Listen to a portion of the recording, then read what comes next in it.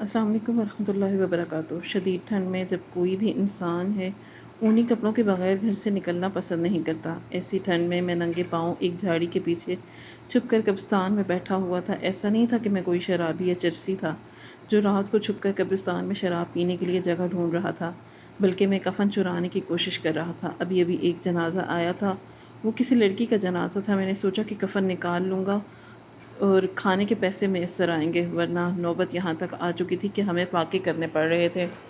تبھی ہلکی ہلکی بارش ہونے لگی۔ میں سردی سے کپ کپانے لگا۔ میں نے خود کو جھاڑیوں میں قید کیا ہوا تھا تاکہ کسی کو دکھائی نہ پڑوں۔ اگر لوگ دیکھ لیتے تو انہوں نے میرا وہ حال کرنا تھا کہ میں ساری زندگی یاد رکھتا۔ سانس روک کر چاندی کی روشنی میں سامنے کی طرف دیکھ رہا تھا۔ وہ لوگ اپنا جنازہ دفنا کر جا چکے تھے۔ میں دبے پاؤں آگے بڑھا اور بارش نے میرا کام اور بگاڑ دیا۔ لوگوں کے جاتے ہی میں نے قبرستان کے دروازے بند کیے اور پھر اس قبر کے پاس آ بیٹھا جو نئی بنی ہوئی تھی اور اسے کھودنے لگا۔ مجھے اس کا کفن چاہیے تھا، باقی اس قبر کو کھودنے کی میری کوئی اور وجہ نہیں تھی۔ قبر کھودنے کے بعد جب میں نے اس لڑکی کا کفن نکالا تو ایک پل کو تو مجھے خود سے ہی نظریں چرانی پڑی، کیونکہ یہ پہلی بار تھا کہ ایک لڑکی کو اس طرح دیکھ کر میرے حوال ڈگمگا گئے تھے، مگر میری تربیت نے مجھے ایسا کچھ کرنے سے روک دیا۔ میں نے عجلت میں وہ قبر بند کر دی اور پھر کفن اٹھا کر وہاں سے بھاگا۔ میری حواس باختہ ہو چکے تھے اور مجھے ایسا لگا تھا کہ جیسے میرے علاوہ بھی کوئی میرا ساتھ دے رہا تھا، کوئی شیطانی طاقت جو میرا پیچھا کر رہی تھی۔ قبرستان میں اس وقت بارش میں بھاگتے ہوئے میرے پیر پھسل رہے تھے، کیونکہ میں جوتے وہیں چھوڑ آیا تھا۔ کیچڑ کی وجہ سے صحیح سے چلا بھی نہیں جا رہا تھا، مگر میں فوراً قبرستان سے نکل آنا چاہتا تھا۔ ایسا محسوس ہو رہا تھا کہ آگے پیچھے دیکھا تو مجھے کوئی نہ کوئی ایسی خدائی مخلوق دکھ جائے گی کہ دوبارہ کبھی قبرستان کا رخ نہ کر سکوں گا۔ مجھے اسی وہم کی وجہ سے بہت سی عجیب و غریب آوازیں سنائی دینے لگی، جیسے کوئی لڑکی رو رہی ہو، اور بھاگنے لگا مگر نیچے گر پڑا۔ میرے کپڑے کیچڑ سے بھرے ہوئے تھے، میں کیا کر سکتا تھا؟ میرے پاس دوسرا کوئی آپشن نہیں تھا۔ ابھی میں قبرستان سے نکلنے ہی والا تھا کہ مجھے ایک ٹوٹی ہوئی قبر دکھائی دی جو بارش کی وجہ سے بری طریقے سے پھٹی ہوئی تھی۔ مجھے لگا کہ اس کو کھود کر کفن نکالنا اور بھی زیادہ آسان ہوگا۔ میری آنکھیں چمکنے لگی اور دل میں خوف کی جگہ خوشی نے لے لی۔ میں واپس پیچھے مڑا اور جلدی سے سارے اوزار لے آیا۔ قبر کھودی تو وہ ایک بوڑھے آدمی کی قبر تھی جس کا کفن ابھی تک صاف شفاف پڑا تھا۔ مجھے اس کی قسمت پر بہت رشک آیا، لیکن میرے پاس زیادہ وقت نہیں تھا۔ میں نے وہاں سے کفن نکالا اور قبر کو اچھے سے بند کیا۔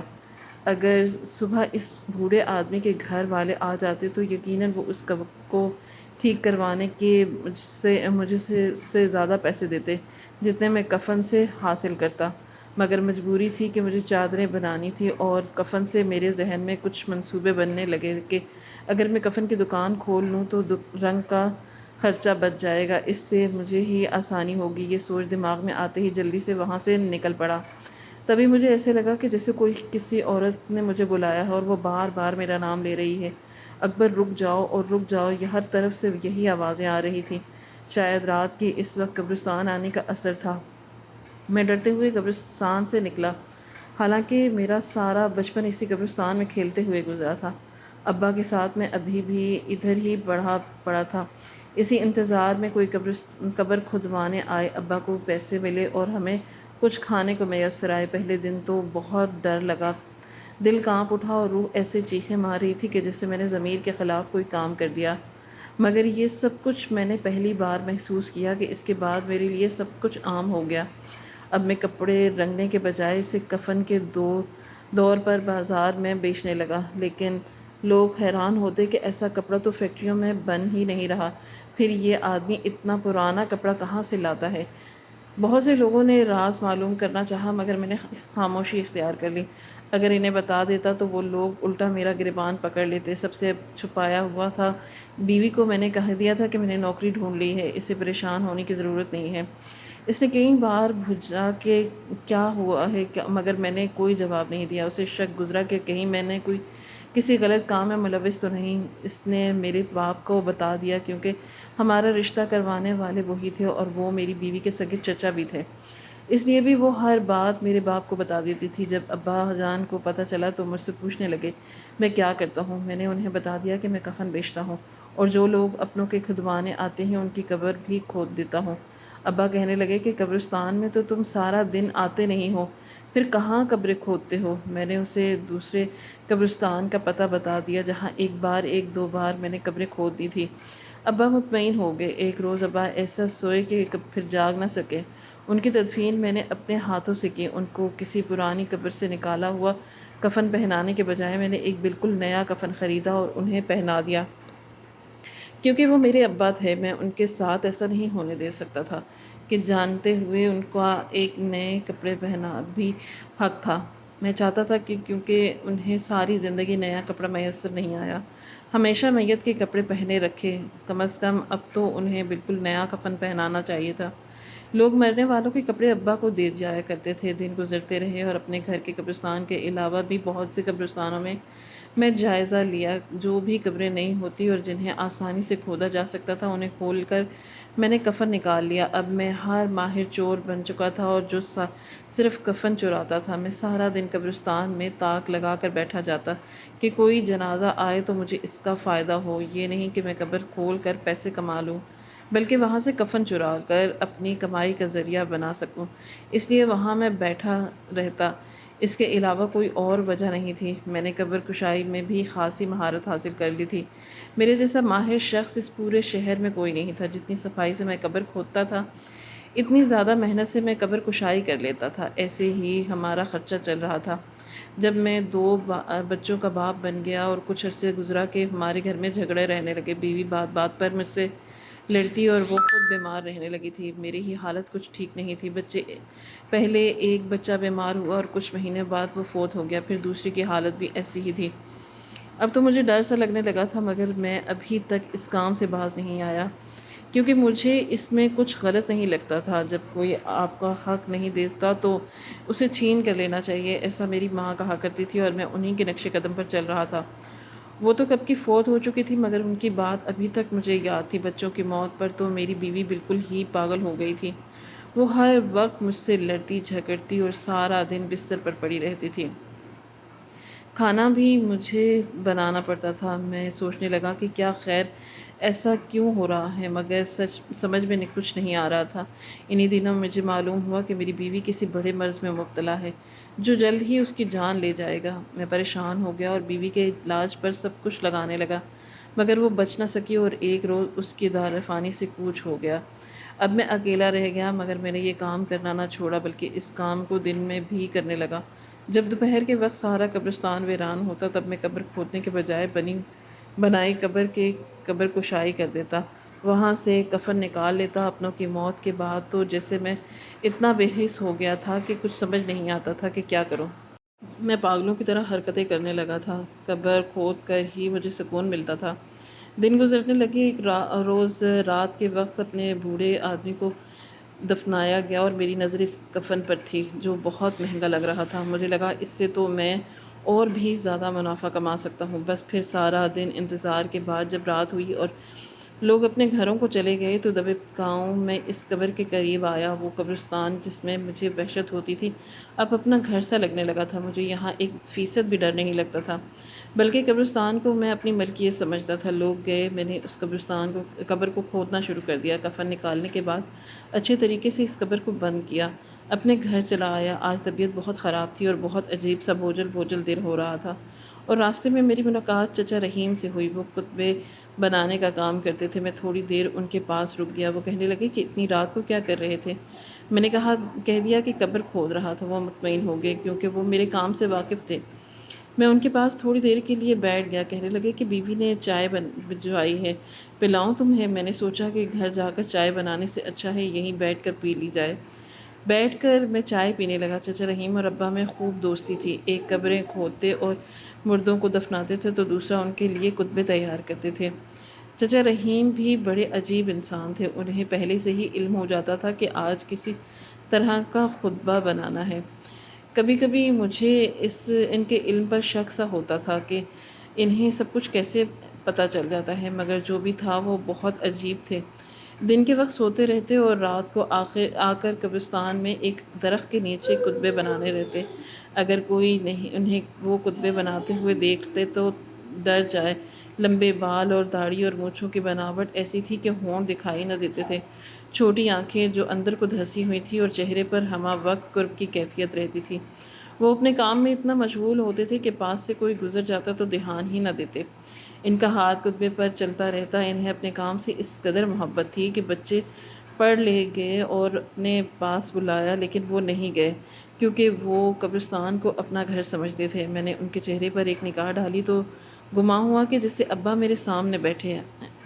آگے بڑھ کر میں نے انہیں گلے لگا لیا تو وہ چونک گئے، میری آنکھوں میں آنسو دیکھتے ہوئے بولے کہ کیا بات ہے، آج کچھ پریشان لگ رہے ہو۔ میں انہیں کہنے لگا کہ ابا کی آج بڑی یاد آ گئی۔ ابا کو یاد کرتے ہوئے وہ ٹھنڈی سانس بھر کر رہ گئے، کہنے لگے کہ اس نے اور میں نے بہت اچھا وقت گزارا تھا، مگر وقت کی بات ہے، کل اترا کر زمین کے اوپر چل رہا تھا اور آج وہ زمین کے اندر چلا گیا، اور میں بدبخت ابھی تک موت کے انتظار میں۔ چچا رحیم کو تسلی دینے لگا اور وہیں بیٹھ کر ہم باتیں کرنے لگے۔ چچا رحیم عجیب شخص تھے کہ اتنی توجہ سے کام کرتے تھے، انہیں خود بھی معلوم نہ ہوتا کہ انہوں نے کتبہ کس کے نام کا بنایا ہے، مگر جب وہ بناتے تو حیران رہ جاتے کہ یہ کتبہ تو بنانا ہی نہیں تھا، مگر اگلے روز اسی نام کی میت آ جاتی۔ شروع میں تو وہ اس چیز سے پریشان ہوتے تھے، پھر انہیں لگنے لگا کہ انہیں غائب کا علم ہوتا ہے، تبھی وہ سب کچھ جان لیتے ہیں۔ یہ لوگوں کی من گھڑت کہانیاں تھیں، مگر میں یقین نہیں رکھتا تھا۔ چچا رحیم کسی کام سے اپنے گھر گئے تو میں وہیں بیٹھا قبروں کو دیکھتا رہا۔ پرسکون ماحول اور ایسی خاموشی تو انسان کو کہیں بھی نہ ملے۔ ہزاروں لوگ وہاں تھے مگر حکم خداوندی سے وہ ایک گہری نیند میں تھے۔ مجھے اتنا سکون مل رہا تھا کہ ایک پل کو تو میری آنکھ لگ گئی۔ جب جاگا اور ارد گرد دیکھا تو چچا رحیم ایک کتبہ بنا کر وہاں سے جا چکے تھے۔ کتبے پر نظر پڑی تو پیروں تلے سے زمین نکل گئی۔ میں بے یقینی سے اس کتبے کے پاس آیا اور نام پڑھنے لگا۔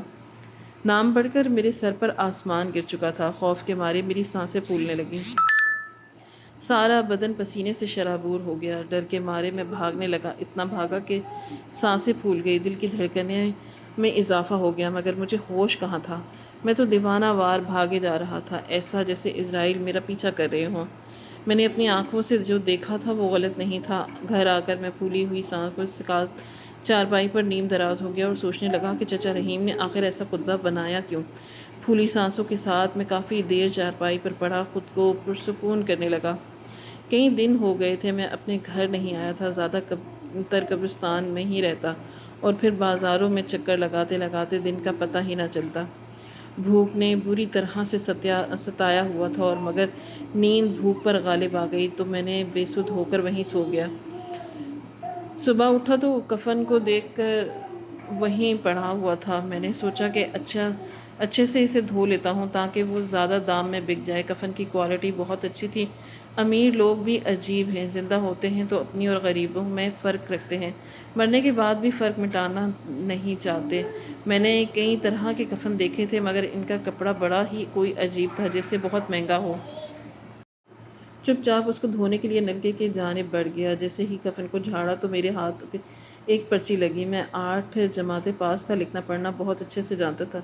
جلدی سے پرچی کھولی تو اس پر لکھے الفاظ پڑھ کر میں دنگ رہ گیا، کیونکہ اس پر تو میرا نام اکبر ہے اور میرے والدین ایک گورکن تھے۔ وہ چاہتے تھے کہ میں بھی یہی کام سیکھوں، کیونکہ مجھے پڑھنا پسند نہیں تھا اور نہ ہی میرے والدین کے پاس اتنے وسائل تھے کہ وہ مجھے پڑھا سکتے۔ میری دلچسپی کسی کام میں بھی نہیں تھی۔ جب ہر چیز سے مایوس ہو گئے تو انہوں نے چاہا کہ میں ان کے ساتھ کام میں جایا کروں، اور گورکن تھے۔ ہمارا گھر قبرستان کے بالکل پاس تھا تاکہ لوگوں کو ہمیں ڈھونڈنے میں تکلیف نہ ہو۔ میرے ابا سارا دن قبرستان میں انتظار میں بیٹھے رہتے کہ کوئی میت آئے اور اسے دفنائیں تو انہیں کچھ پیسے ملے تاکہ وہ ہمارے لیے کھانے کا بندوبست کر سکیں۔ اب میں بھی ابا کے ساتھ جانے لگا تھا۔ یہ کام مجھے بالکل بھی پسند نہیں تھا مگر کیا کرتے، ابا نے ہی مجبور کیا ہوا تھا اور میرے پاس کوئی اور آپشن نہیں تھا۔ شروع میں تو ابا کے ڈر سے میں وہیں بیٹھا رہتا، مگر کبھی ہفتے میں ایک قبر کھودنی ہوتی تو کبھی مہینے میں ایک۔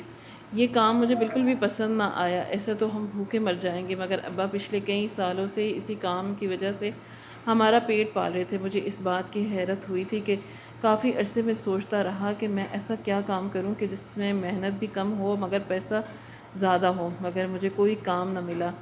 20 برس کا ہو چکا تھا اور ہمارے ہاں بچوں کے 14-15 برس کے ہوتے ہی شادی کر دی جاتی تھی۔ میں کماتا نہیں تھا، ابا نے پھر بھی میری شادی کر دی۔ میری بیوی کا تعلق جس گھرانے سے تھا وہ لوگ سفید چادریں لیتے تھے اور انہیں رنگ کر کے مہنگے داموں بیچ دیتے تھے، اور زیادہ کام عورتیں کرتی تھی اور مرد بس جا کر بازار انہیں بیچ کر آیا کرتے تھے۔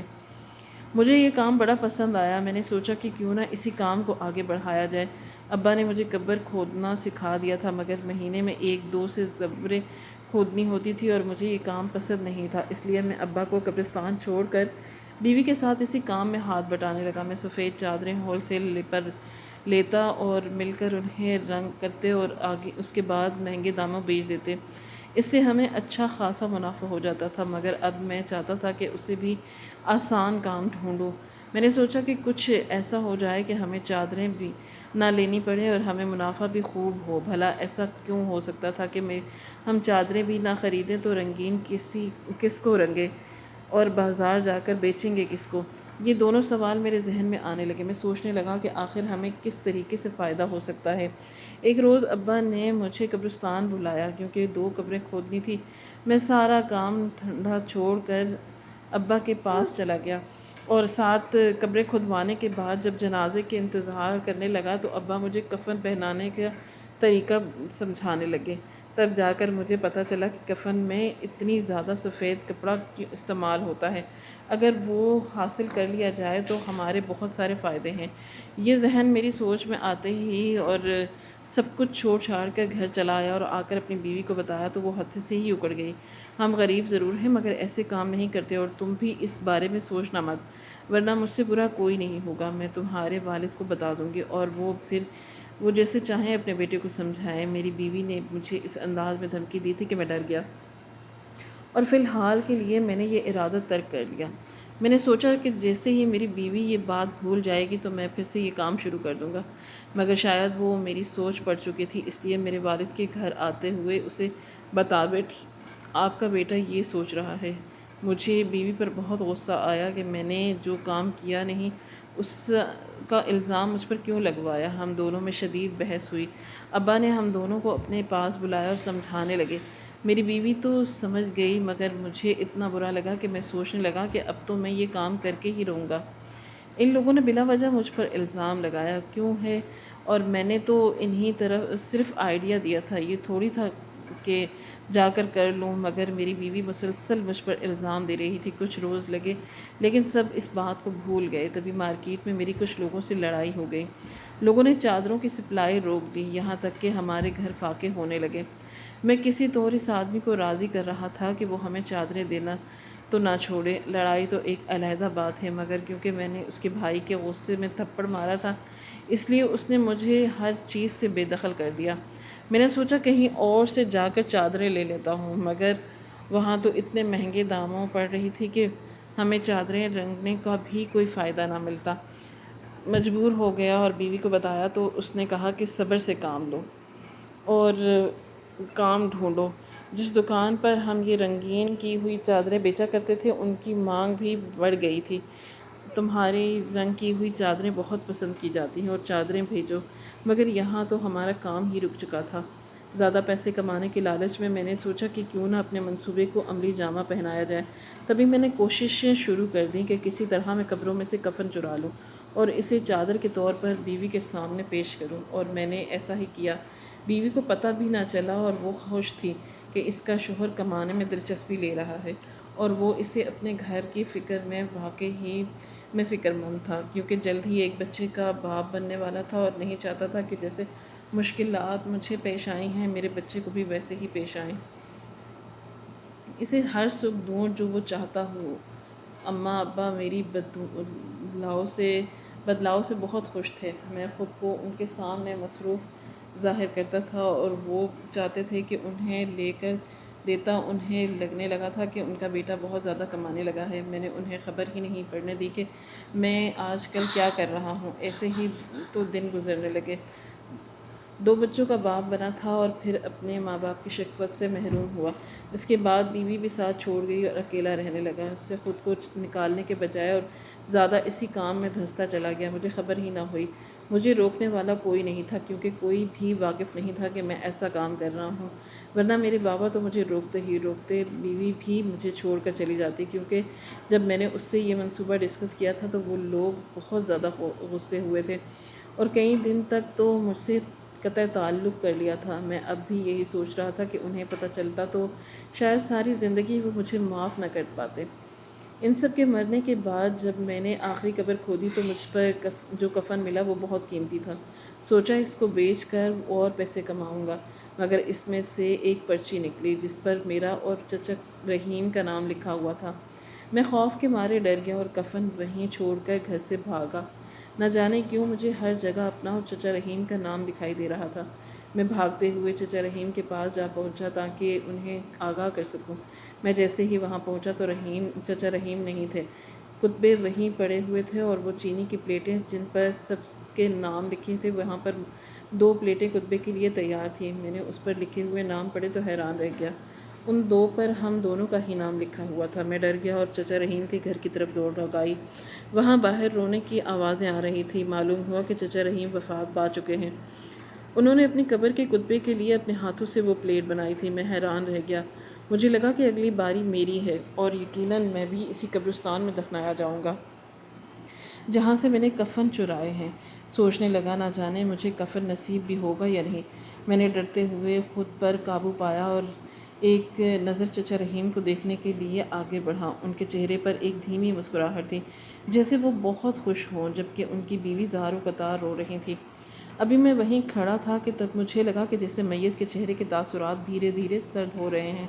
مجھے دیکھتے ہی اس کے تاثرات بدل گئے۔ میں ڈر گیا اور اس کے ڈر کے مارے بھاگتے بھاگتے میں ایک مسجد میں جا پہنچا۔ لگا کہ اب مسجد ہی مجھے اس جان لیوا بیماری سے بچا سکتی ہے، ورنہ تو اپنی سوچ سے لڑتے لڑتے میں مر جاؤں گا۔ وہاں جا کر میں خدا سے گڑ گڑا کر معافیاں مانگنے لگا اور سوچنے لگا کہ میں نے اب تک کتنی میتوں کو بے آبرو کیا تھا۔ یہ سب میری اپنی سوچ کا نتیجہ تھا کہ آج میرے ساتھ یہ سب ہو رہا تھا۔ رو رو کر مصلے پر سجدے میں جھک گیا۔ میری ہچکیاں پوری مسجد میں گونج رہی تھیں۔ مجھے کسی بھی چیز کی پرواہ نہیں تھی کہ لوگ مجھے دیکھ رہے ہیں، وہ کیا سوچیں گے۔ بس مجھے خدا سے توبہ کرنی تھی، ایک سچی توبہ کی۔ مجھے پتہ تھا کہ چچا رحیم کے بعد میری باری ہے۔ ابھی اسی قبرستان میں جب بھی قبر بننے کی میری ہی قبر بننے گی، لیکن میں جب تک زندہ ہوں تب تک میں اپنے گناہوں کی معافی مانگ لینا چاہتا تھا۔ میں وہیں ہچکیاں لے کر رو رہا تھا کہ جب کسی نے میرے کندھے پر ہاتھ رکھا اور میں پھر سجدے سے بیدار نہ ہوا اور وہیں پڑا روتا رہا۔ میں نے سوچ لیا تھا کہ جب تو خدا مجھے معاف نہیں کرے گا میں یہاں سے نہیں اٹھوں گا۔ یہ سب میں نے پیسے کی خاطر کیا تھا اور اب وہی پیسہ میری گلے کا پھندا بن چکا تھا۔ میں اس سے رہائی چاہتا تھا۔ مجھے خدا کے علاوہ کوئی دکھائی نہیں دے رہا تھا۔ اب وہی ہے جو مجھے 70 ماؤں سے بھی زیادہ محبت کرتا ہے اور وہی مجھے بچا سکتا ہے، ورنہ لوگوں کو معلوم ہوا تو وہ لوگ میرا قتل کروا ڈالیں گے اور میری ذات کو عبرت کا نشانہ بنا دیں گے تاکہ دوبارہ کوئی ایسی حرکت نہ کرے۔ میں خود بھی یہی چاہتا تھا، مگر کیا کرتا، میرے بس میں کچھ نہیں تھا۔ نہ تو میں خود ہی خود کو سزا دلوا سکتا تھا اور نہ ہی سزا سے جان بچا سکتا تھا۔ مجھے میرے کرموں کا پھل قیامت والے دن ملے۔ میں چاہتا تھا کہ مجھے ان غلط کاموں کی سزا دنیا میں ہی مل جائے۔ میں نے مڑ کر دیکھا تو وہ مولوی صاحب تھے، میرے ساتھ آ کر بیٹھے اور پوچھنے لگے کہ میاں کیا مسئلہ ہے؟ تم اس طرح سے کیوں رو رہے ہو؟ سب خیریت تو ہے نا؟ کیا میں تمہاری کوئی مدد کر سکتا ہوں؟ مولوی صاحب کی شفیق لہجے کو محسوس کرتے ہوئے میں رونے لگا اور شروع سے آخر تک ساری کہانی کہہ ڈالی۔ وہ حیران ہو کر مجھے دیکھتے رہ گئے اور میں انہیں۔ تھوڑی دیر بعد وہ مجھے سمجھاتے ہوئے بولے کہ تمہاری بیوی اور بچوں کی وفات بھی انہی چادروں کی وجہ سے ہوئی ہے۔ شاید تم اس بات سے انجان تھے، مگر تم نہیں جانتے کہ جب کسی نوزائیدہ بچے پر میت کا سایہ پڑتا ہے تو وہ سوکھ کر مر جاتا ہے، اور تم نے تو انہیں دن رات انہی چادروں میں سلایا ہے، اور لوگ کیسے زندہ رہ پاتے؟ ابھی بھی وقت ہے تمہارے پاس، خدا سے توبہ کر لو اور اس خدا سے وقت مانگ لو تاکہ تمہیں بخشش کا ذریعہ مل جائے اور خود کو تم اتنی بڑی سزا سے بچا سکو۔ تم جانتے ہو نا، جب لوگ اپنا معاملہ خدا پر چھوڑ دیتے ہیں تو پھر وہ جو بدلہ لیتا ہے وہ ساری دنیا یاد رکھتی ہے۔ مولوی صاحب کے سمجھانے پر میں نے سر جھکایا اور بیٹھ گیا۔ غلطی میری تھی، پیسے کے پیچھے میں پاگل ہوا۔ جن کے گھر غربت جنم لیتی ہے وہ ایسے ہی ساری زندگی پیسے کے پیچھے بھاگتے رہتے ہیں، کبھی یہ نہیں سوچتے کہ ان کی آخرت خراب ہو رہی ہے۔ اور میں بھی پیسے کے پیچھے بھاگ رہا تھا کیونکہ مجھے بڑا آدمی بننا تھا، مگر بغیر محنت کے۔ میرے باپ نے مجھے بہت سمجھایا تھا مگر میں کہاں سمجھنے والا تھا، پاگلوں کی طرح ایک چیز کے پیچھے بھاگتا رہا جو میری تھی ہی نہیں، اسے دوسروں سے چھیننے کی کوشش میں رہا۔ اب جا کر احساس ہو رہا تھا کہ میں نے غلط کیا۔ مولوی صاحب کے سمجھانے پر میں مسجد میں رہنے لگا اور گناہوں کی معافی مانگنے میں شدت آ گئی۔ ساری رات وہیں بیٹھا جائے نماز پر اپنے گناہوں کی توبہ کرتا رہتا، یہاں تک کہ مجھے اس مسجد میں رہتے ہوئے 10 سال گزر گئے مگر مجھے موت نہ آئی۔ اب میں اسی انتظار میں ہوں کہ کب میں اجل کا نوالا بنوں اور کب مجھے اس دنیا سے آزادی ملے، ورنہ اپنے گناہوں کے بوجھ تلے دبتے دبتے میں پاگل ہو رہا ہوں۔ اپنے خدا کا سہارا ہے اور ورنہ تو کب کا حرام موت کو گلے لگا چکا ہوتا۔